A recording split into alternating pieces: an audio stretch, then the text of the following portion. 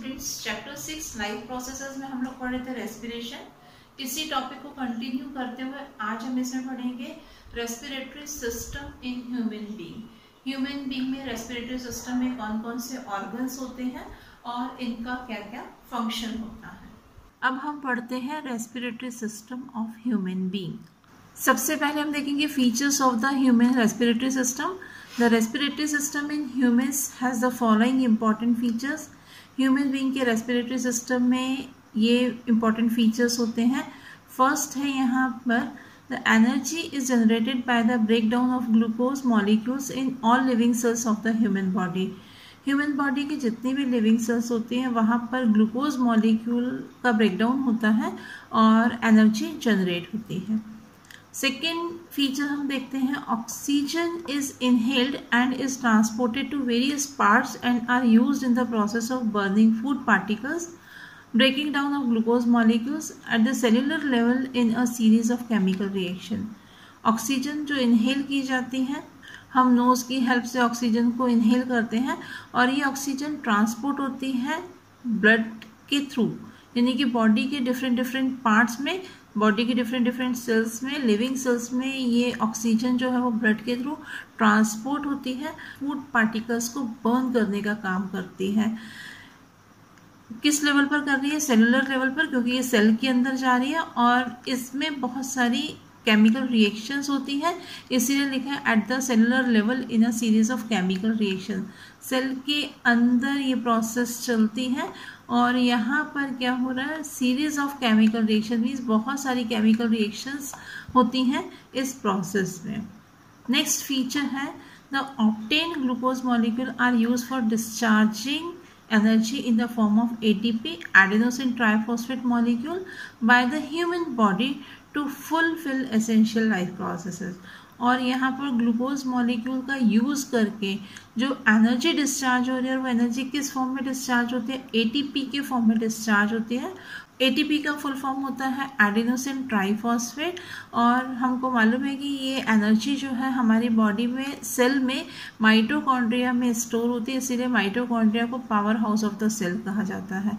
और ये जो एनर्जी रिलीज होती है, जो एनर्जी एटीपी के फॉर्म में है, ये ह्यूमन बॉडी की जो दूसरी लाइफ प्रोसेसेस हैं उसको कंप्लीट करने में यूज़ होती है। अब हम पढ़ते हैं parts of respiratory system. Human being का रेस्पिरेटरी सिस्टम होता है थोरेसिक कैविटी में।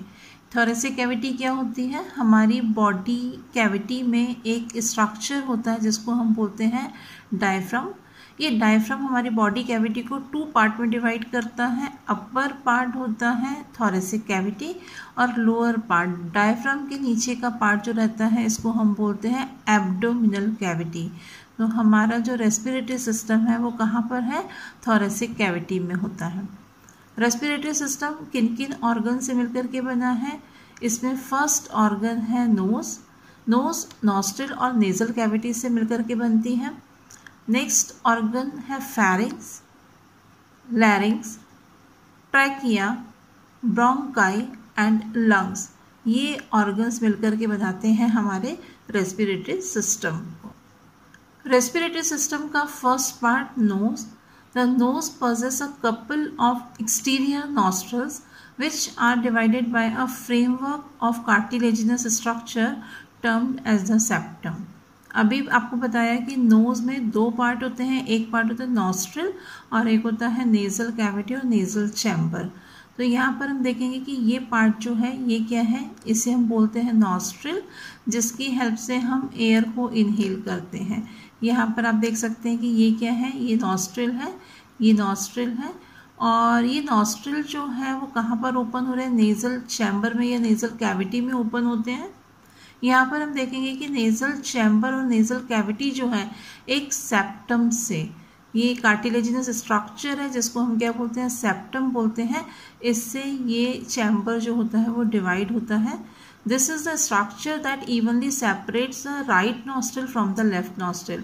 और यहाँ पर हम देखेंगे कि दोनों नॉस्ट्रिल जो है, लेफ्ट नॉस्ट्रिल है, राइट नॉस्ट्रिल है, ये दोनों ही क्या है? डिवाइड है। किसकी हेल्प से? सेप्टम की हेल्प से। Tiny hairs that covers the interior lining of nostrils acts as the body's first line of defence against foreign pathogen. ये जो नेजल चैम्बर रहता है या नेजल कैविटी है, यहाँ पर आपको मालूम है कि स्मॉल हेयर्स प्रेजेंट रहते हैं। ये हेयर्स क्या करते हैं, ये हेयर्स नेजल कैविटी की लाइनिंग को बनाते हैं और यहाँ पर ये जो फॉरेन पैथोजन होते हैं, फॉरेन पैथोजन मीन्स होता है जो बाहर से जाने वाले माइक्रो ऑर्गेनिज्म हैं जो डिसीजेस को कॉज करते हैं, उनको हम बोलते हैं पैथोजन। बाहर से जा रहे हैं इसीलिए इनको कहा जाता है foreign pathogen.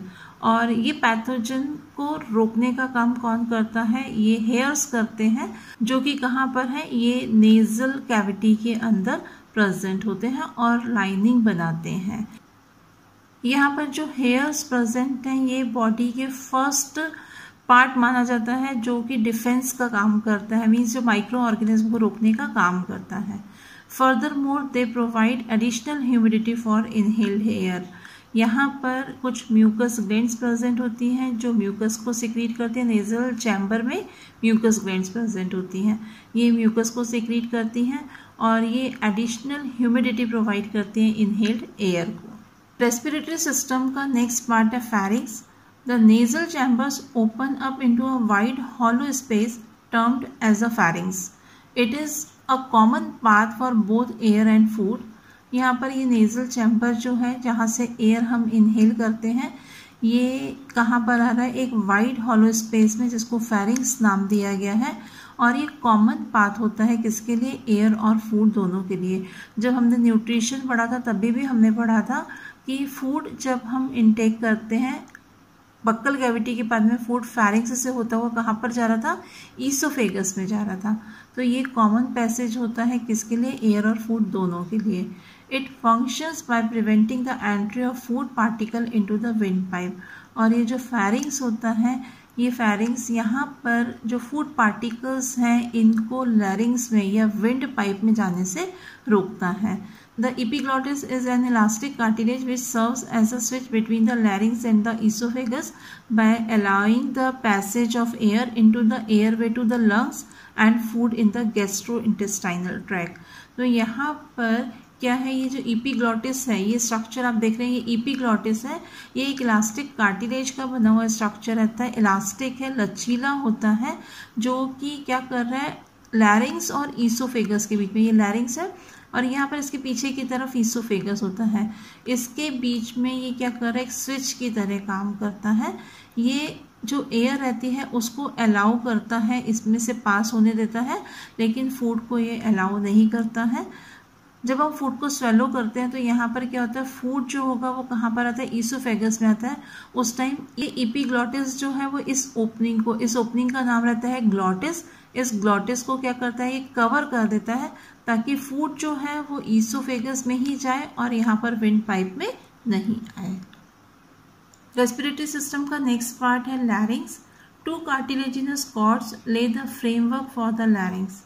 They are situated at the point of joining the pharynx and trachea। यहाँ पर ये देखिए, ये ट्रैकिया है और इससे पहले हमने पढ़ा था pharynx पार्ट था ऊपर की तरफ। तो यहाँ पर ये स्ट्रक्चर जो प्रेजेंट है, इस स्ट्रक्चर को हम बोलते हैं लैरिंग्स बोलते हैं। It is also termed as Adam's apple और द वॉइस बॉक्स, और यही होता है वॉइस बॉक्स। इसको एडम्स एप्पल भी कहा जाता है। It is the portion which rises and falls during swallowing of food particles। जब हम फूड को निगलते हैं, खाने को निगलते हैं, तो ये पार्ट जो है वो ऊपर नीचे होता है। एडम्स एप्पल आपने देखा होगा कि जब हम खाना खाते हैं, खाना निगलते हैं, तो एडम्स एप्पल जो है वो मूव करता है अपर साइड में और लोअर साइड में। तो इसीलिए लिखा है it is a portion which rises and falls during swallowing of food particles। It generates sound as air passes through the hollow in the middle। ये बीच में से हॉलो होता है और जब यहाँ से एयर पास होती है तो ये साउंड प्रोड्यूस करता है। कौन सा पार्ट, ये लैरिंग्स पार्ट जो है, इसी को हम क्या बोलते हैं, एडम्स एप्पल भी बोलते हैं और वॉइस बॉक्स भी बोला जाता है। रेस्पिरेटरी सिस्टम का next part trachea. The trachea और the wind pipe rises below the larynx and moves down to the neck. यहाँ पर ये जो ट्रैकिया है, ये पार्ट आप देख रहे हैं, ये पार्ट जो है ये ट्रैकिया है और इसी को हम विंड पाइप भी बोलते हैं। ये लैरिंग्स से मूव कर रहा है, नीचे की तरफ मूव करता है, नेक से होता हुआ थोरेसिक कैविटी में एंटर करता है। The walls of trachea comprise C shaped cartilaginous rings which give hardness to the trachea and maintain it by completing expanding. यहाँ पर हम देख रहे हैं कि ये जो ट्रैकिया है इसमें आपको ब्लू कलर के सी शेप के रिंग्स दिखाई दे रहे हैं। ये रिंग कार्टिलेज के बने हुए रहते हैं और ये ट्रैकिया को हार्डनेस प्रोवाइड करते हैं और कंप्लीटली एक्सपांड होने से, पूरी तरह से फैलने से रोकने का काम करते हैं, उसको मेंटेन करते हैं, क्योंकि ये बहुत सॉफ्ट पार्ट होता है। अगर कार्टिलेजिनस रिंग नहीं होंगे तो जब हम एयर को इनहेल करेंगे तो उस टाइम ये बहुत ज़्यादा एक्सपांड भी हो सकते हैं और कोलैप्स भी हो सकते हैं, चिपक भी सकते हैं। तो इनको मेंटेन करने का काम कौन करते हैं? ये सी शेप के कार्टिलेजिनस रिंग। इनको हम क्या बोलते हैं? ट्रैकियल कार्टिलेज बोलते हैं। ये जो आपको ब्लू कलर के स्ट्रक्चर दिखाई दे रहे हैं। The trachea x tends further down into the breast bone and splits into 2 bronchi, 1 for each lung.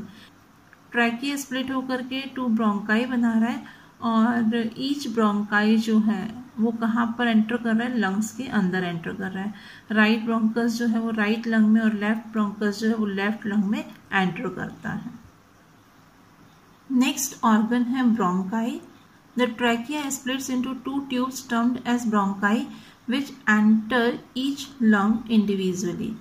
Trachea जो है, ये ट्रैकिया अभी हमने पढ़ा कार्टिलेजिनस रिंग से कवर्ड रहता है, ट्यूबुलर स्ट्रक्चर है। थोरेसिक कैविटी में आने के बाद में ये 2 ब्रांचेस में डिवाइड हो रहा है जिसको हम ब्रोंकाई बोलते हैं और हर ब्रांच जो है वो लंग में एंटर कर रही है। The bronchi divides into secondary, tertiary and 2 bronchioles. यहाँ पर ये जो ब्रोंकाई है लंग में एंटर करने के बाद में बहुत सारी ब्रांचेस में डिवाइड होते हैं, सेकेंडरी, टर्शियरी, बहुत सारी छोटी छोटी ब्रांचेस बनाते हैं जिसको हम ब्रोंकियोल्स बोलते हैं, which is again further divided into small air sacs called the alveoli. और यहाँ पर ये देखिए, ये ब्रोंकियोल्स जो है वो छोटे छोटे एयर सेक्स में यहाँ पर आपको दिख रहे हैं। इन एयर सेक्स को हम क्या बोलते हैं? एल्वियोलाई बोलते हैं। ये कहाँ पर है? ब्रोंकियोल्स जो है उसके एंड पर ये सेक लाइक स्ट्रक्चर प्रेजेंट रहते हैं। The alveoli are minute sacs of air with thin walls and single-celled manner. It enables the exchange of oxygen and carbon dioxide molecules into or away from the bloodstream. यहाँ पर हम देखेंगे कि यहाँ पर ये जो ब्रोंकियोल्स हैं उनके एंड पर ये सेक लाइक स्ट्रक्चर, छोटे छोटे सेक लाइक स्ट्रक्चर प्रेजेंट है। यहाँ पर आप देख रहे हैं कि छोटे सेक लाइक स्ट्रक्चर प्रेजेंट है। ये स्ट्रक्चर को हमने क्या बोला? एल्वियोलाई कहा है। और ये थिन वॉल्ड स्ट्रक्चर होते हैं और यहाँ पर आप देख रहे हो कि इनके चारों तरफ ब्लड कैपिलरीज का नेटवर्क बना हुआ है। तो यहाँ पर ये ऑक्सीजन और कार्बन डाइऑक्साइड गैस जो रहती है इसको एक्सचेंज करते हैं यहाँ किससे? ब्लड स्ट्रीम से। रेस्पिरेटरी सिस्टम का नेक्स्ट ऑर्गन है lungs. Lungs are the chief centres of the respiration in humans and other vertebrate. Human beings के अंदर और दूसरे वर्टिब्रेट्स में जो लंग्स हैं वो चीफ सेंटर होते हैं रेस्पिरेशन के लिए। They are located in the thoracic cavity of the chest near the backbone and on either side of the heart. ये कहाँ पर होते हैं? ये थोरेसिक कैविटी में होते हैं। थोरेसिक कैविटी अभी आपको बताया कि ये जो डायफ्राम है ये बॉडी कैविटी को 2 पार्ट में डिवाइड करता है। अपर पार्ट को हम बोलते हैं थोरेसिक कैविटी और लोअर पार्ट को हम बोलते हैं एब्डोमिनल कैविटी। तो ये कहाँ पर होते हैं? ये होते हैं थोरेसिक कैविटी में। और यहाँ पर हम देख रहे हैं कि ये जो बैकबोन रहती है इसमें, यहाँ पर हम देखेंगे कि हमारी जो बैकबोन है, पीछे की तरफ बैकबोन होती है, आगे की तरफ स्टर्नम रहता है और यहाँ पर रिब्स हैं। ये मिलकर के रिब केज का फॉर्मेशन करती हैं, रिब केज बनाती हैं और इस रिब केज के अंदर ही हमारे लंग्स जो है वो प्रोटेक्टेड रहते हैं। They are the pair of large spongy organs mainly involved in the exchange of gases between the blood and the air. Lungs 2 membrane से कवर्ड रहते हैं जिसको हम बोलते हैं प्लूरल मेम्ब्रेन और इन दोनों मेम्ब्रेन के बीच में जो कैविटी होती है उस कैविटी को कहा जाता है प्लूरल कैविटी। यहाँ पर एक फ्लूइड होता है, प्लूरल फ्लूइड जिसको बोला जाता है और ये हमारे लंग्स को एक्सटर्नल जर्क से प्रोटेक्ट करने का काम करता है। ये ऑर्गन जो है ये लार्ज ऑर्गन है, स्पॉन्जी ऑर्गन है, और यहीं पर ब्लड और एयर के बीच में जो गैसेस एक्सचेंज होती है वो किस पार्ट में होती है? लंग्स में होती है। यहाँ पर लंग्स में small sac like structure present होते हैं जिनको हम क्या बोलते हैं? एल्वियोलाई बोलते हैं। ALVEOLI एल्वियोलाई कहा जाता है। यहाँ पर ये प्रोसेस होती है। Compared to the left lung, the right lung is quite bigger and heavier. Left lung के कंपैरेटिवली राइट लंग जो रहता है वो थोड़ा सा बड़ा और हैवियर होता है। नेक्स्ट क्लास से हम इसी टॉपिक को कंटिन्यू करेंगे। Thank you.